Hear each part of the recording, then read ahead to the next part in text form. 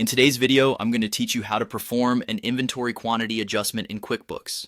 Adjusting your inventory quantities is an essential task to ensure your records accurately reflect the actual stock you have on hand, which can help manage orders and avoid overstocking or stockouts.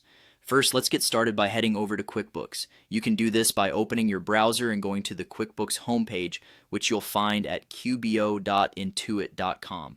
Once you're there and the page loads, look for the option that says Plus New and click on it. This button will usually be near the top left corner of the page if you're using the standard layout. Clicking this will reveal a drop-down menu with several options for different types of actions you can take within QuickBooks.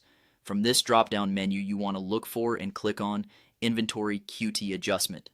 This will take you to a new section within QuickBooks where you can manage these inventory adjustments. Next, you may notice a few highlighted areas that guide you through the next steps. You should click on each highlighted area one by one in sequence. This will typically guide you to the correct fields you need to fill out as part of the adjusting process. Each of these highlights serves as a prompt, making sure your attention is drawn effectively as you navigate through the process. Now it's time to choose the inventory adjustment account. This account is crucial as it helps track any discrepancies between your recorded inventory and the actual physical count. You will want to select the appropriate account that aligns with your company's accounting policies. Typically, there might be a dedicated inventory adjustment account already set up, but it's worth consulting with your accountant if you're uncertain. Following that, you'll see a list of your current products. Click on the name of the product for which you need to adjust the quantity. This will select the product line so you can proceed to make the necessary changes. In the next field, you'll type the adjustment quantity.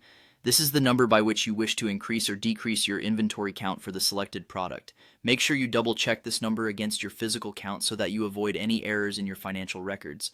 Finally, once you have confirmed that all your inputs are correct and quadruple checked any numbers or selections, click on Save and Close. This action will finalize your adjustment, update your inventory records, and then take you back to your dashboard or previous page.